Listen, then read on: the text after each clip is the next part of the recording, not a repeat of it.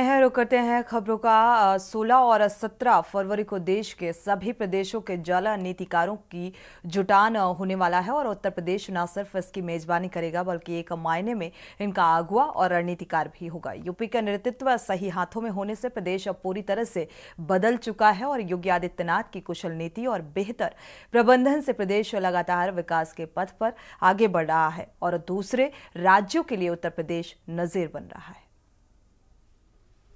जल जीवन मिशन पर एक्शन मोड में सरकार। 10 साल प्रबंधन के लिए कंपनियों से करार। बढ़ रहा जल जीवन मिशन, बढ़ रहा यूपी। राज्यों से बेस्ट प्रैक्टिस साझा करेगा प्रदेश। कैसे बनी रहे निरंतरता, कैसे हो मेंटेनेंस, उत्तर प्रदेश दिखाएगा पूरे देश को रास्ता।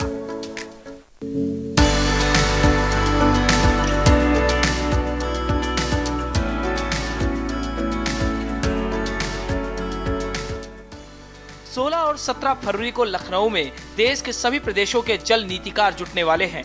उत्तर प्रदेश न केवल इसकी मेजबानी करेगा बल्कि दूसरे नजरिए से देखें तो उत्तर प्रदेश इनका अगुवा भी होगा।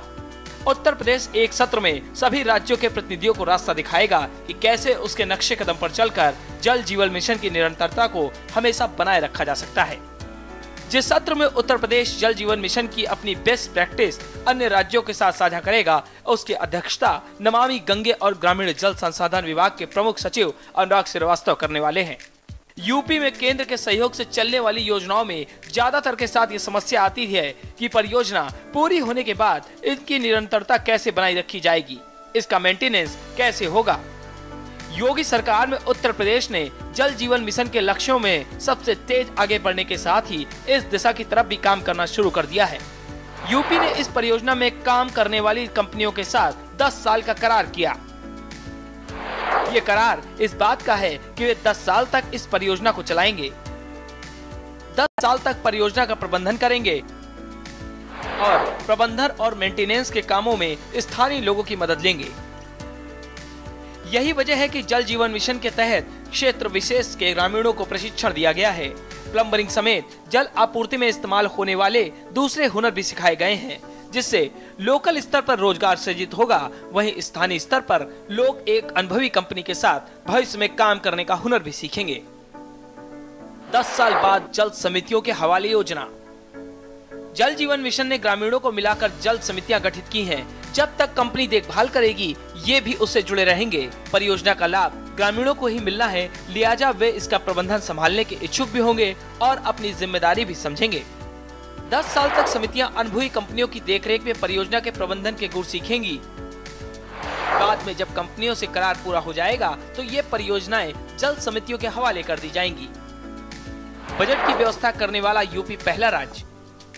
उत्तर प्रदेश पहला ऐसा राज्य बनकर उभरा है जिसने बजट का दरवाजा परियोजनाओं के प्रबंधन और उसके संचालन के लिए खोला है। जल समितियां जिस समय परियोजना टेक ओवर करेंगी तो उनके पास बजट भी होगा। योगी सरकार ने 2000 करोड़ रुपए इस मद में इस साल के बजट में दिए हैं। यूपी में जल जीवन मिशन की 90% परियोजनाएं सोलर आधारित हैं। इससे बिजली पर आने वाला खर्च भी नहीं होगा। दूसरे राज्यों की ऐसी परियोजनाओं में सोलर पावर का इस्तेमाल नहीं हुआ है। बता दें कि लखनऊ में होने वाली 2 दिवसीय नेशनल कॉन्फ्रेंस का उद्घाटन केंद्रीय जल शक्ति मंत्री गजेंद्र सिंह शेखावत कर सकते हैं। कार्यक्रम में यूपी के जल शक्ति मंत्री स्वतंत्र देव सिंह भी मौजूद रहेंगे। 2 दिन की प्रेस कॉन्फ्रेंस में देश के सभी प्रदेशों के जल शक्ति विभाग के प्रमुख सचिवों और डायरेक्टर भी जुटेंगे। चर्चा में राष्ट्रीय स्तर पर नीति तैयार करने की राह तलाशी जाएगी। यूपी का नेतृत्व सही हाथों में होने से प्रदेश पूरी तरह से बदल चुका है। सीएम योगी आदित्यनाथ की कुशल नीति और बेहतर प्रबंधन से प्रदेश लगातार विकास के पथ पर आगे बढ़ रहा है और दूसरे राज्यों के लिए नजीर बन रहा है। स्पेशल डेस्क, के न्यूज इंडिया।